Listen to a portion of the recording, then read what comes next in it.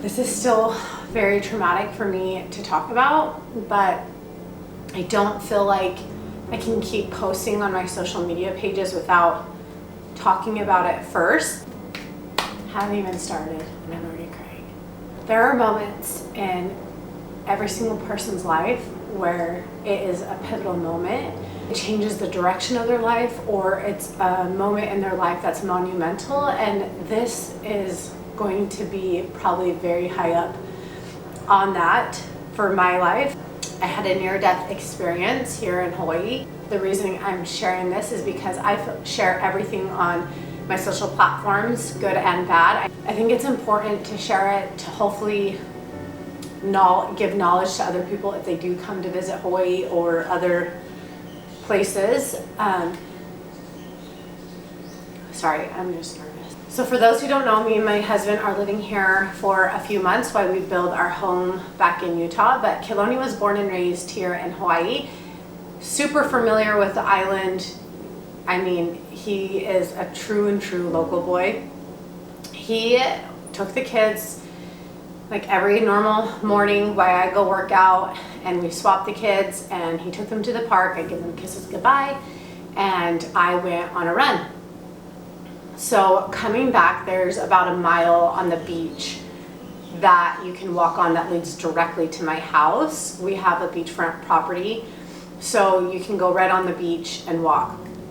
I was walking back, I was getting off the phone with my mom, and then I called my sister, spoke to her, and I noticed that the waves were just completely still. They're non-existent, which hasn't been like that here in Hawaii. Usually wintertime, springtime, they're way bigger. It's surf season. So I haven't been getting into the water that's right next to our property because the waves are so big.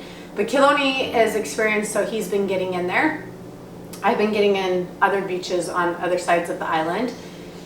So I looked up his location. I saw he was about 10-15 minutes away, and I thought, okay, this is my opportunity. I'm gonna grab my swimsuit, literally dive into the water, and then walk back up to my house, and then do some work and help him with the kids. By that time, he'll be home. So I grabbed my swimsuit and I went out to the water. And every single time I go out to the water, if there's any type of waves, I'm a little bit hesitant. And just because swimming in a pool in Utah is completely different than swimming in the ocean waves than Hawaii. And I hear a lot of people say, you know, people come to Hawaii, they're not being smart in the water. And this is an important story that I'm going to touch base on later. That one time we brought my parents back here to show them Oahu, and Keloni was swimming out in the ocean, and there was a guy that he was by who was drowning and screaming for help, but Keloni knows he was in a riptide. Keloni didn't have surfboard or anything with him and knew if he went to him, he would drown too. And he saw people coming out with surfboards too to help them. So he swam in while they swam out, and he came up on the shore and he was pointing it out to us that this guy was drowning. And we watched this guy get dragged out of the ocean, and CPR was performed on him, and he died right in front of our eyes. So fast forward to what I was saying, and I'm very cautious about going in the water. I sit and I watch the waves. I make sure there's no waves forming, there's no riptides. I dove into the water. There's a guy a little bit further away from me, and I saw him look back, and he got out, and when I looked back after he did, I saw there were some rolling waves. And the beach I was at, the shore break is really close to the sand. So meaning where the waves break are closer up to the sand versus further out. It's very close to the beach. And I saw that waves were forming, and I thought to myself, like, okay, I should probably get out now just in case waves start to form and get bigger. So I start trying to swim, and I can't get out. And I'm so close to the shore, so I'm thinking, what the heck is going on? And I'm swimming and I'm swimming, and I'm just swimming backwards. And I'm thinking to myself, holy crap, the current is so strong, I can't get out of this. I need to swim sideways and try a different part of the beach to get out of. In this moment, that felt like eternity, but all of this were seconds happening. I started to swim diagonal and sideways to get to a different spot, and waves were forming bigger and bigger.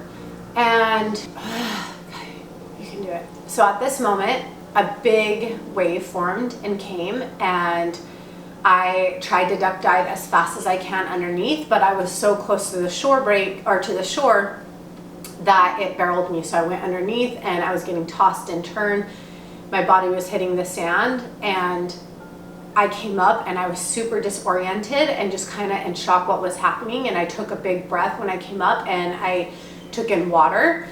So then I thought again, like, you have to get out. Like, this is turning bigger than you anticipated. So I tried swimming again as hard as I can. And I kept thinking in my head, swim as hard as you can. Go, Kat, put your head down and just go. And I'm swimming as hard as I possibly could. And I'm going backwards. And this is when I start to panic. And immediately I hear Kayloni's voice in my head telling me to calm down. You can't panic in the water. You got to save your energy and you have to swim back out into the ocean. And I thought in my head, like, this is crazy. Why would I swim back out into the ocean? And at that moment, I look up and I see another wave come and start to barrel me. So I'm going underneath the water and I'm tossing and turning. And I come back up and I'm swallowing water.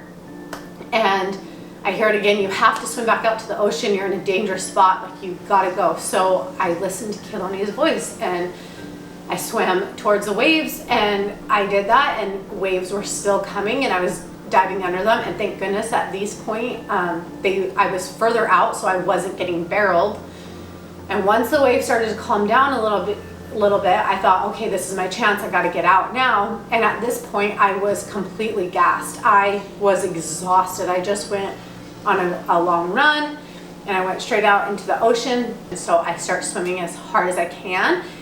And when I started swimming, I looked up behind me and another wave came. And the wave came and it barreled me.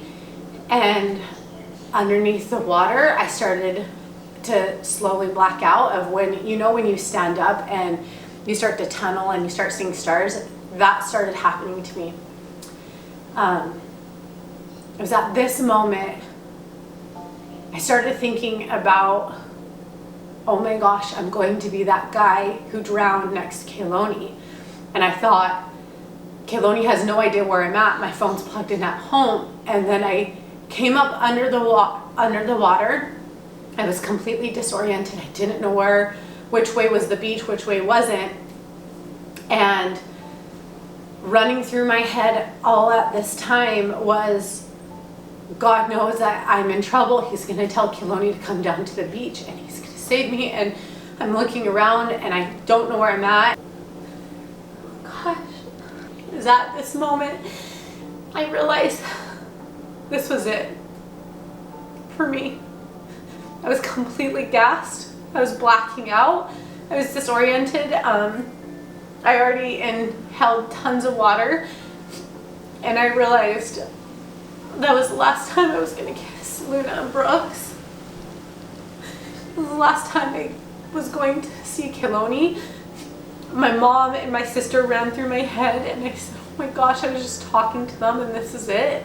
That was it. I start blacking out, and I thought at the time my head was facing the ocean and my feet were facing the beach. I instantly went from sheer panic, sheer fear to complete calmness. I was so calm. I was in a state of just peaceful. It was like I couldn't hear anything besides the ocean. I felt so peaceful. That's all I can explain it. And everything was black, and next thing I know, the back of my head and my back hit the sand, and I hear Kayloni's voice inside my head yelling at me saying, you have to get up now and go. This is your chance. And I look up and I again thought I was facing towards the ocean, my feet towards the beach. In actuality, my head was facing towards the beach.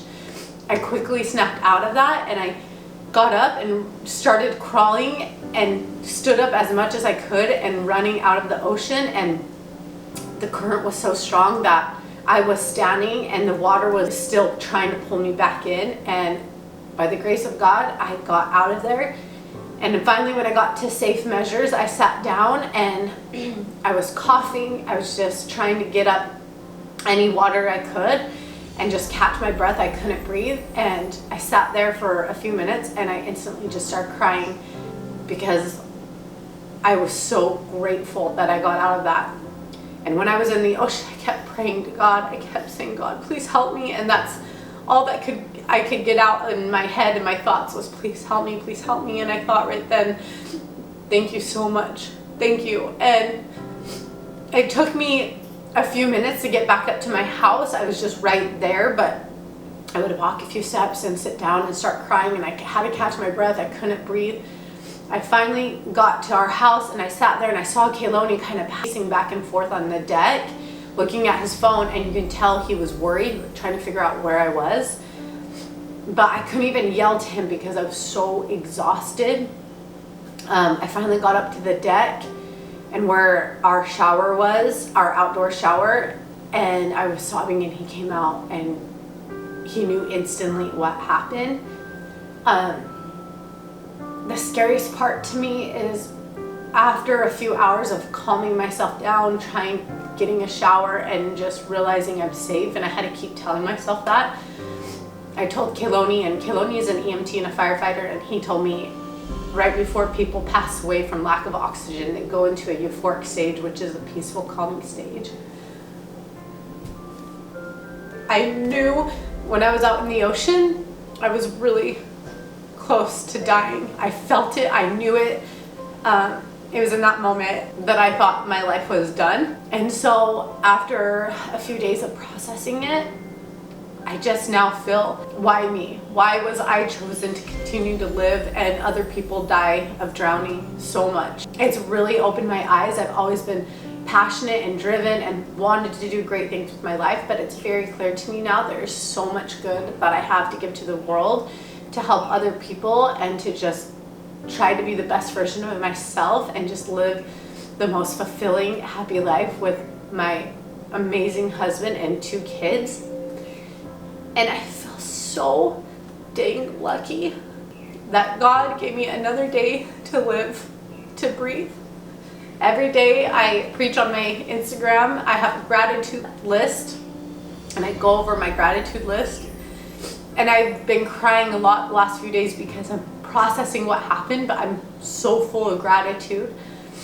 The next day, eating breakfast, and I was so full of gratitude just eating breakfast, and we watched the sunset and I was full of gratitude, and I was laying with my kids, and everything is making me cry because I feel so grateful to be here again. I hope this helps some people when they're traveling to oceans of water to make sure you do your research on what beach you're at and how strong the current is. I felt like I did everything right, but who knows, maybe this was supposed to happen to me to change my life in a certain way that I'm not quite sure yet, or to learn lessons that I'm not quite sure. Life is so precious that you don't know when it's going to be taken from you. I love you guys.